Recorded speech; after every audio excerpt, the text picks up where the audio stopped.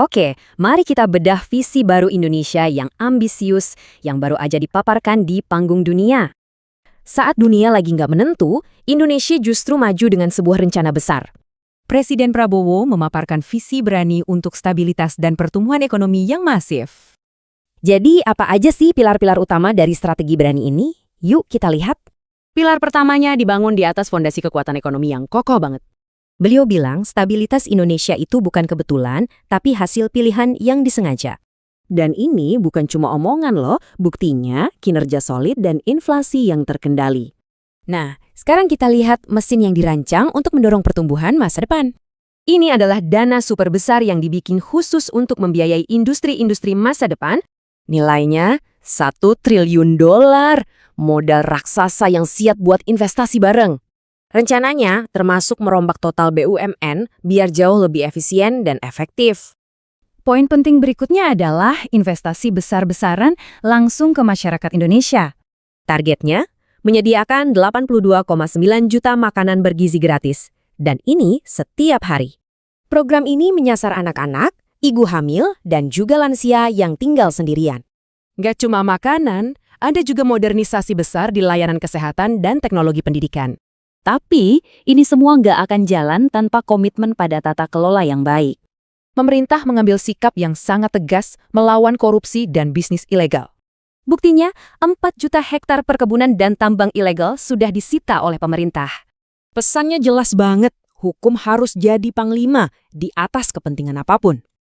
Lalu, apa sih tujuan akhir yang menyatukan semua pilar ini? Misi utamanya adalah memastikan anak dari keluarga miskin nggak terjebak dalam kemiskinan. Inilah tolok ukur keberhasilan yang sesungguhnya bagi pemerintah. Indonesia sudah memaparkan rencananya. Sekarang, dunia menanti apa yang akan terjadi selanjutnya. Ladies and gentlemen, we gather here in Davos at a time of great uncertainty. A time when wars continue to break out. A time when trust between nations, between institutions, between peoples is fragile. History teaches us peace and stability are our most valuable assets. Peace and stability are the ultimate prerequisites for growth and prosperity. There will be no prosperity without peace. Excellencies, distinguished delegates, the IMF recently described Indonesia as, I quote, a global bright spot with strong economic growth amid a challenging external environment. While the world had faced tightening financial conditions, trade tensions, and political uncertainty, Indonesia continues to grow. Indonesia's economy grew by more than 5% every year over the last decade. And I'm confident that this year our growth will be higher.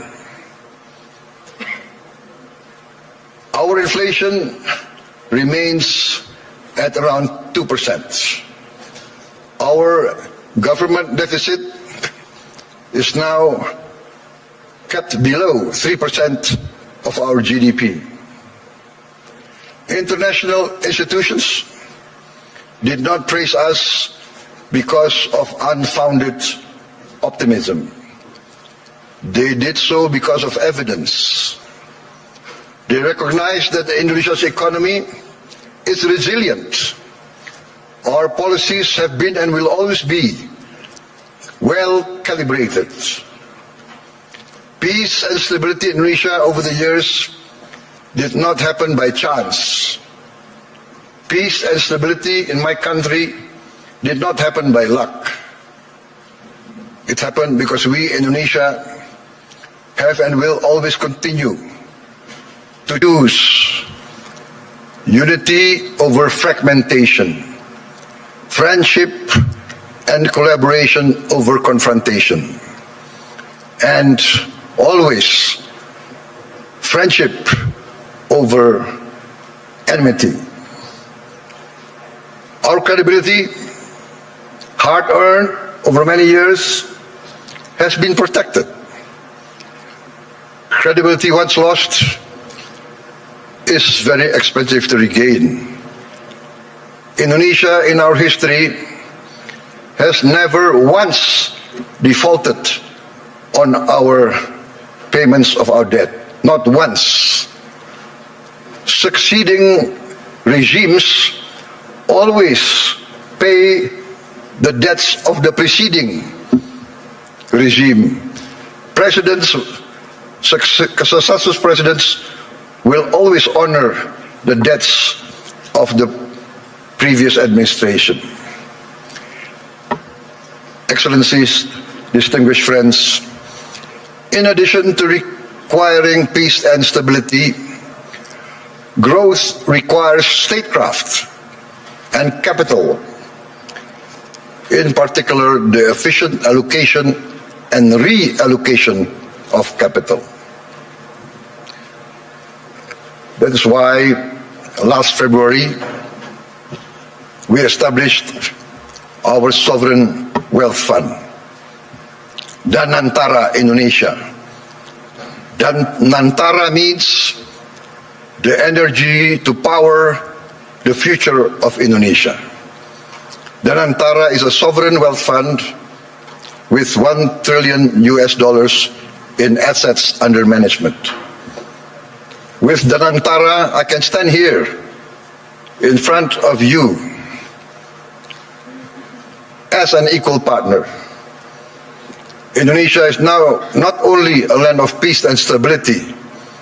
Indonesia now is more and more the land of opportunity.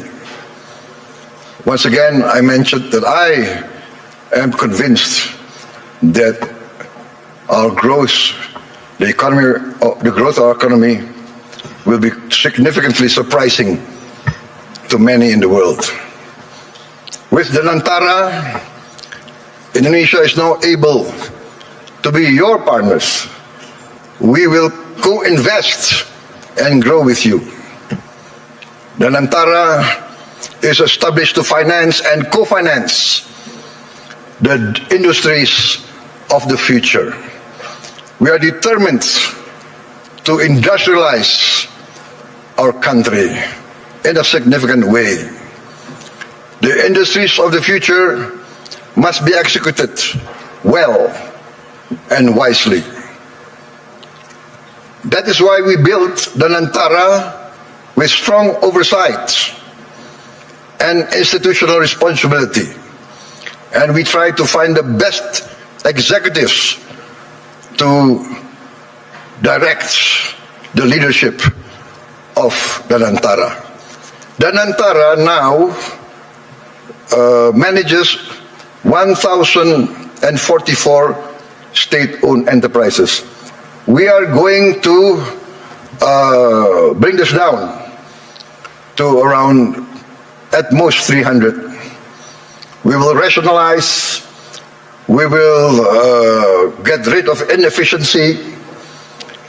We want the best governance and the best management under international standards. I have allowed Danantara to recruit expatriates, foreign citizens, to be able to lead these companies. We want the best brains and the best minds in the world. This is, in fact, how we run Indonesia now. From our social programs to our efforts to downstream our natural resources, to our efforts to reach self-sufficiency in food and energy. All are now accompanied by strong oversight and capable leaders. In the first 2 months of my administration, we carried out a vigorous efficiency program. We saved $18 billion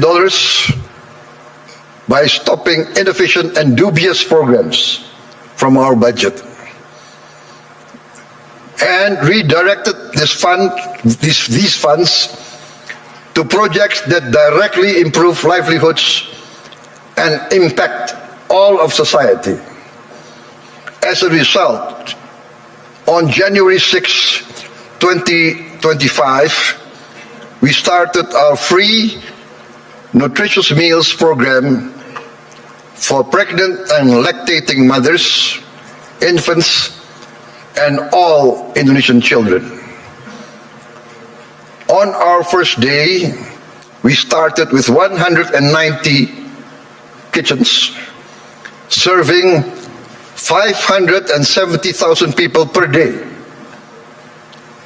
570,000 meals per day. Today, in 1 year, we have achieved 21,102 kitchens serving nationwide. As of last night, we are producing 59.8 million meals for 59.8 million children, mothers, and elderly living alone. They receive these meals every day. To put this into context, in about a month's time, we will surpass McDonald's, 68 million meals a day.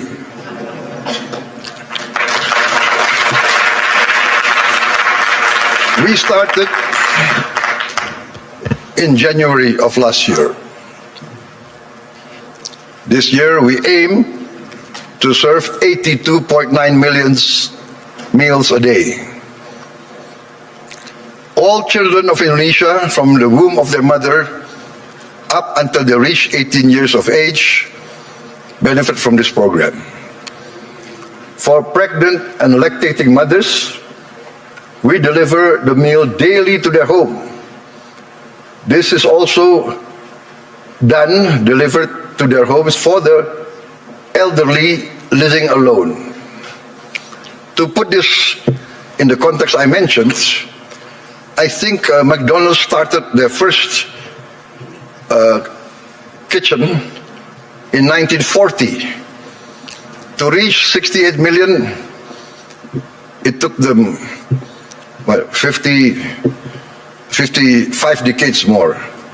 We will reach 82.9, I hope, by the end of December 2026. But my people say, no, sir, we will reach 82.9 before December. So hopefully we will achieve this. In addition to strengthening our children, our free meals strengthens our economy. More than 61,000 micro, small, and medium enterprises and cooperatives are now a part of this supply chain. We are creating more than 600,000 jobs just at the kitchens. At its peak, we are optimistic it will reach 1.5 million direct jobs with vendors, with suppliers. There will be another more than 1 million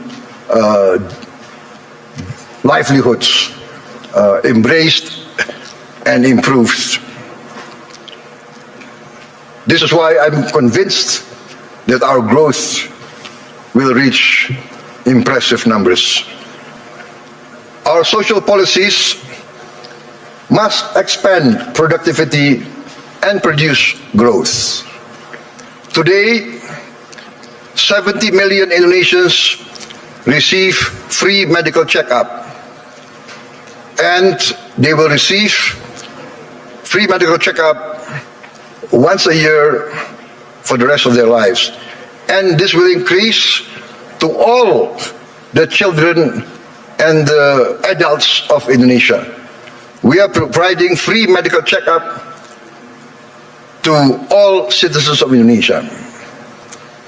This is not a populist program.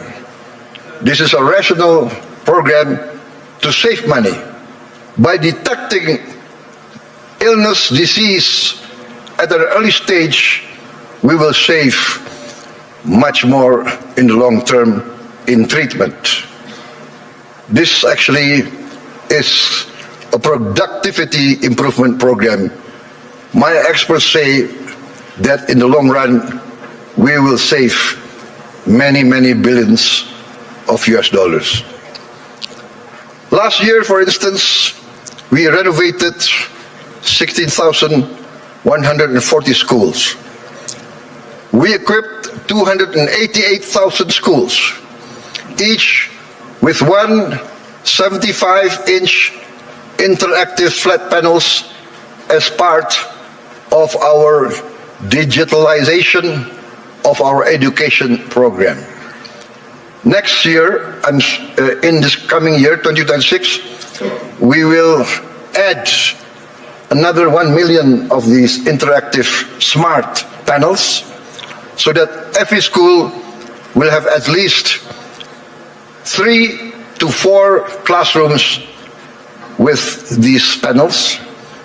And we hope within 3 years, all the schools of Indonesia will have at least 6 classrooms with digital interactive panels. That means that I, for instance, in Jakarta, I can drop in on any school of Indonesia and I can see the quality of teaching of the teachers. I can see the reaction of the children.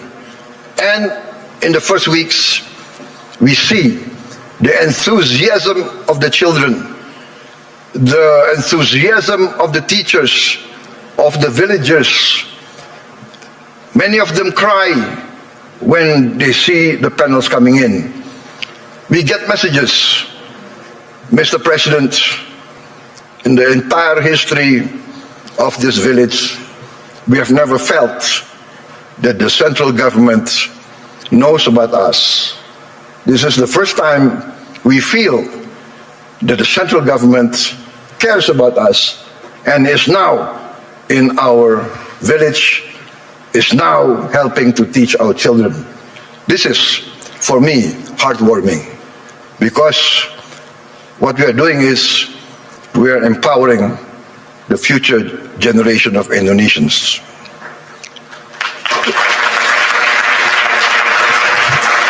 Why does this matter to global investors gathering here at the World Economic Forum?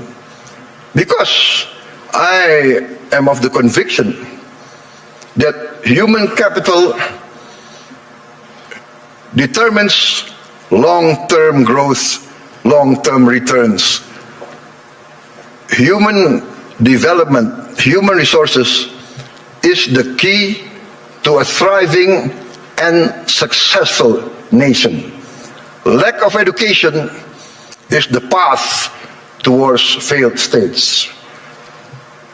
No country can hope to be stable and prosper if its people are illiterate, if its people are not able to keep up with modern science and technology.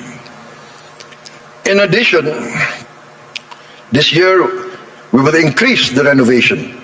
I'm determined to modernize and renovate 60,000 schools.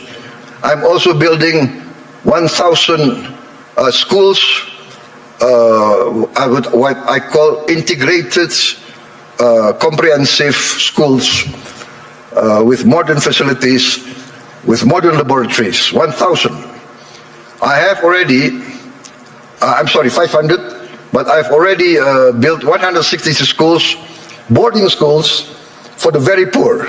So this is maybe unique, because usually the children of the upper class, the children of the wealthy, go to boarding school.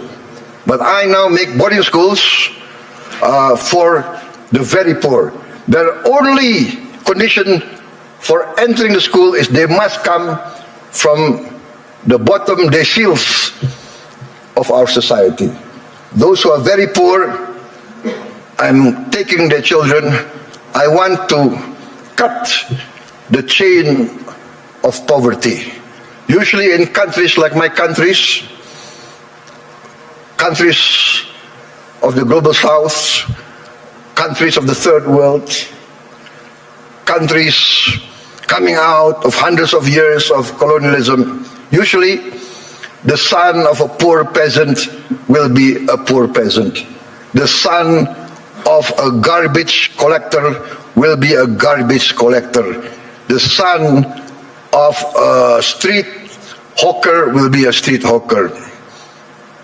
The son of a day laborer in the harbor will also be a day laborer in the harbor. This is what we call in the global south the circle of poverty.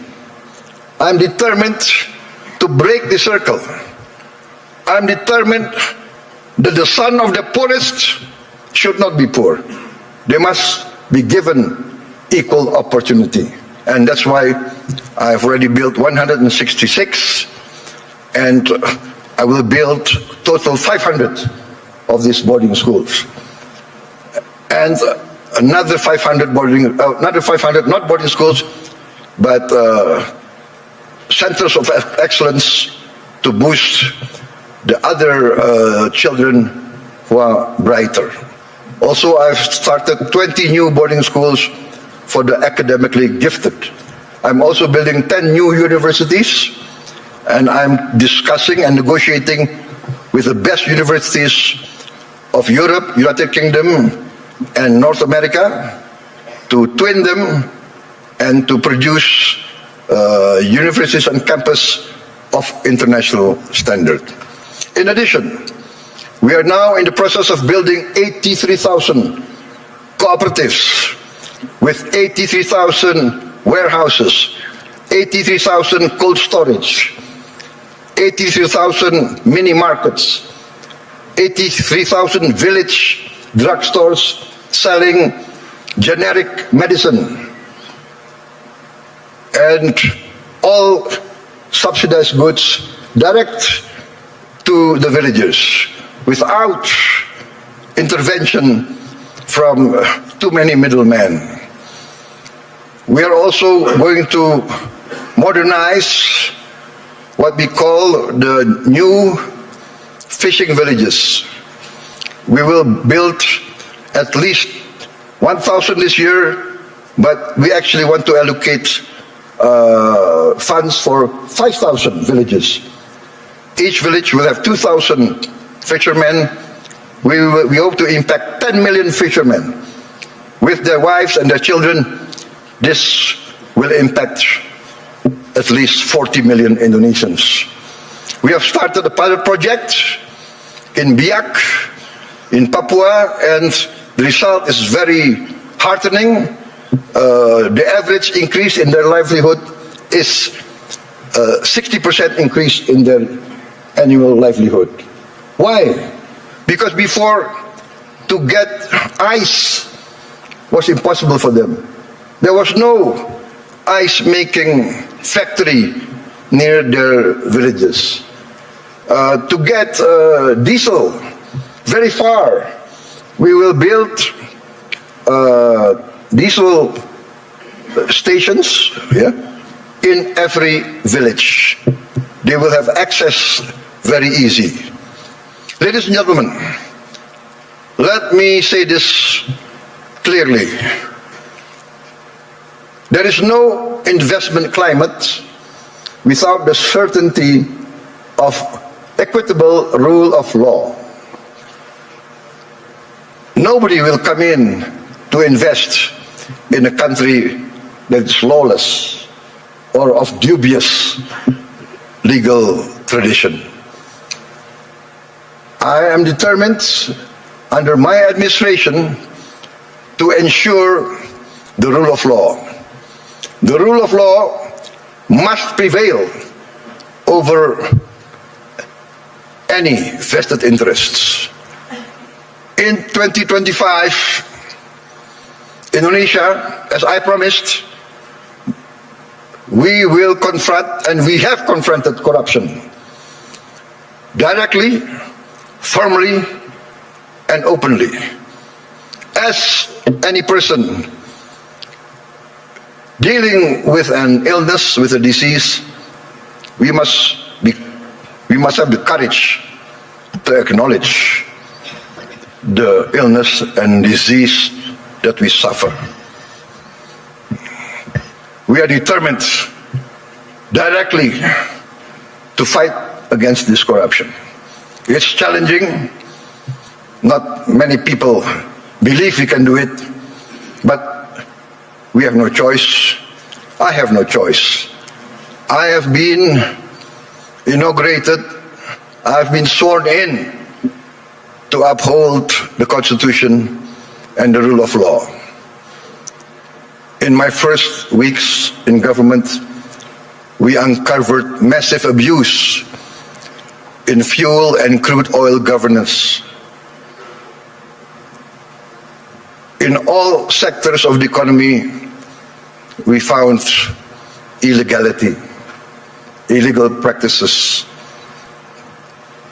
In my first year of administration, we have already confiscated 4 million hectares of illegal plantations and illegal mines. It is amazing. I call this not free enterprise. I call this not the free market. I called it openly greedonomics, the economics of greed, the economics of rapacious practices. Maybe in many of your countries there was a period like this, a period of the robber barons. I have confiscated 4 million hectares, but 2 days ago I led a cabinet meeting by Zoom from London, and we decided to confiscate or to revoke the licenses of 28 corporations which had licenses over 1.01 million hectares.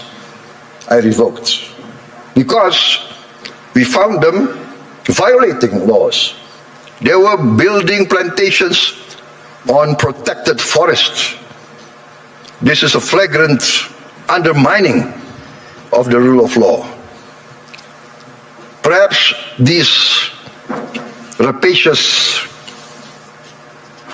so-called entrepreneurs feel that they need not recognize the sovereignty of the Indonesian government. Or perhaps they feel they can buy all Indonesian government officials. I have reports that some of these people in their meetings say, oh, it's okay, there is no government official that cannot be bought. Well, I challenge them to try to buy officials for my administration. They will come to find themselves a big surprise. Combined with the 4 million hectares of illegal plantations already confiscated, we have, in fact, enacted the boldest, the most daring forest law enforcement effort in the history of Indonesia. We have closed, up to now, 1,000 illegal mines. But my staff, my people report to me, sir, there is at least another 1,000 or more. There could be as many as 666 corporations that violate the law. So I say, what can we do? We can only have the courage to enforce the law. There can be no compromise. There can be no turning back. My people demand this, and we are determined to serve our people in honesty. We are determined, I am determined to uphold my oath, defend the Constitution of my country, enforce the law of the land. You might not have heard our story because we are people who do not like to be flamboyant. We are low-key. We tend to be below the radar. But we are very determined in our effort to keep up with the rest of the world. You might not have heard this story, but extreme poverty in Indonesia fell to its lowest level in history. I'm determined in the next 4 years we will eradicate extreme poverty and we will bring down poverty as a whole. That is my mission in my life. That is my mission in the remaining years of my life. There is nothing more honorable. There is nothing more satisfying than bringing down poverty and bringing down, eradicating hunger. There is a saying I learned from my elders. One of my elders, very wise man, very honest political leader, he told me, Prabowo, the duty of a leader is very simple. The leader of this country, if you want to be leader of the country, you must work so that the poor and the weak can smile and can laugh. Very simple. What does that mean? If the poor, the weak can smile and can laugh, that means they have hope. That means they see a future. That means their livelihood is being improved. So that is my mission now, to make the poorest of Indonesians, the weakest of Indonesians, smile.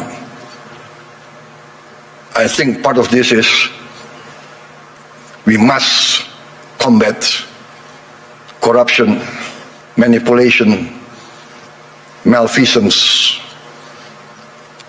Ladies and gentlemen, a few days ago, I was surprised myself.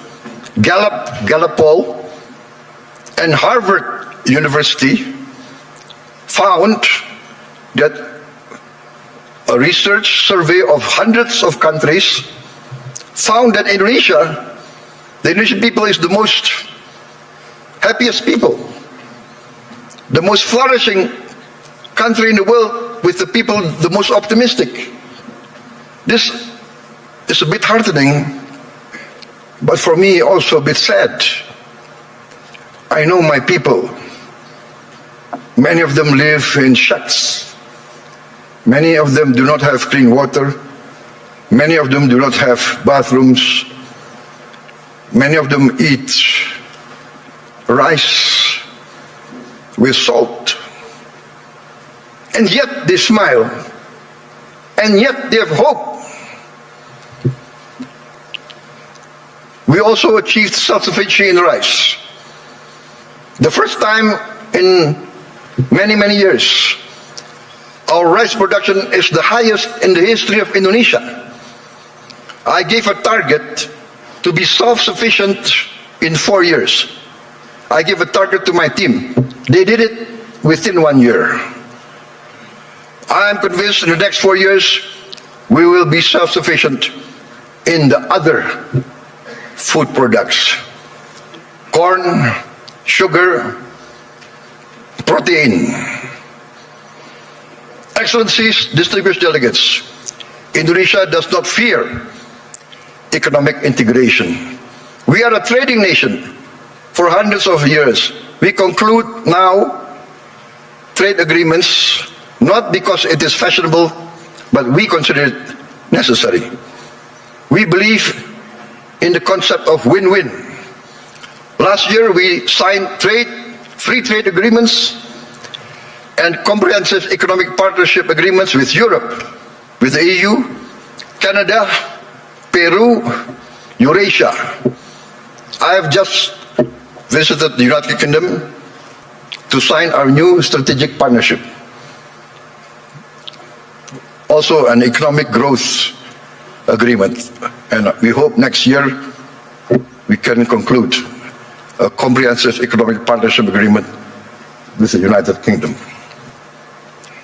This is part of our strategy to deepen productivity, reduce barriers, unlock private sector growth for Indonesia, ASEAN, and the Global South.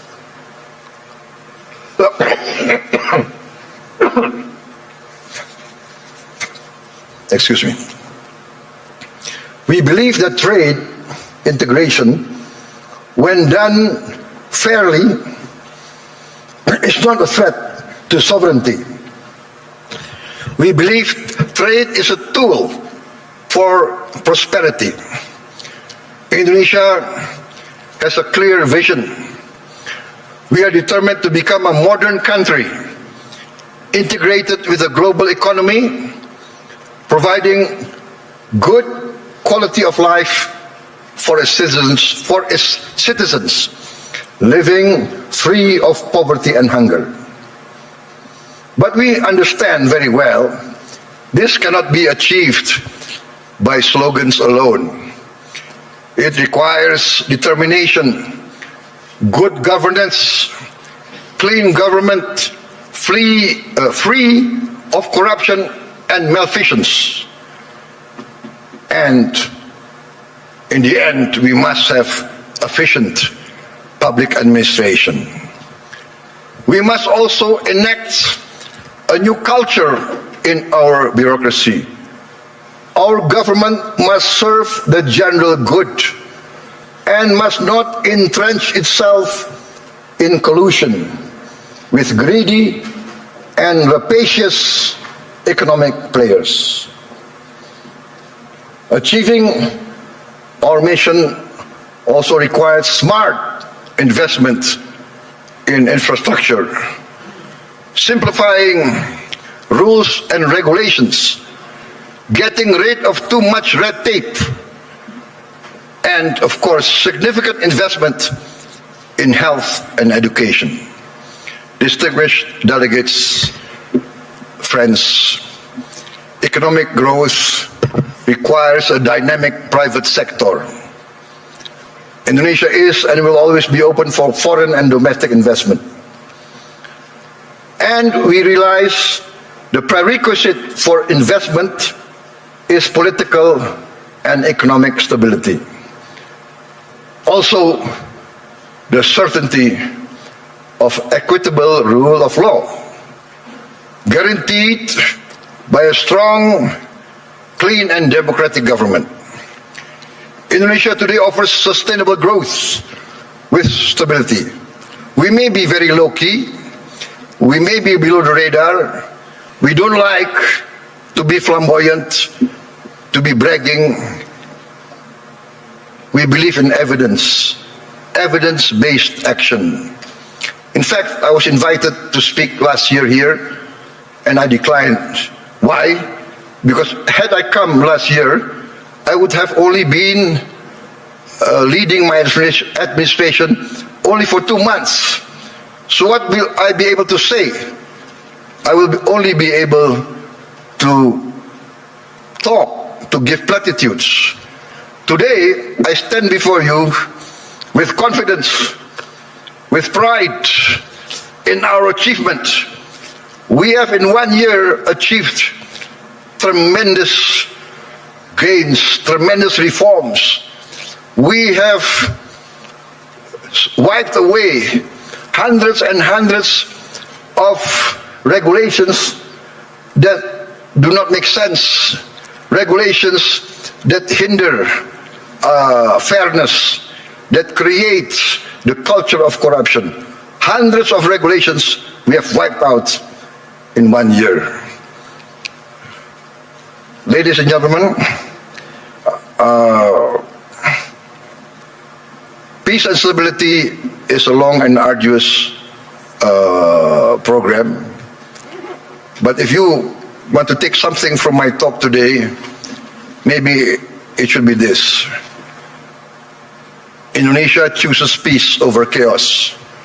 We want to be a friend to all, an enemy to none. 1,000 friends too few for us, one enemy too many. We want to be a good neighbor, a good, responsible citizen of the world, protecting the environment, protecting nature. We must not destroy nature. We must live with nature. We must maintain and be a part of a future full of hope. Hope grounded in credibility, execution of sound public policy, and continuous record of growth with equity. Let us build the world we want to live in together.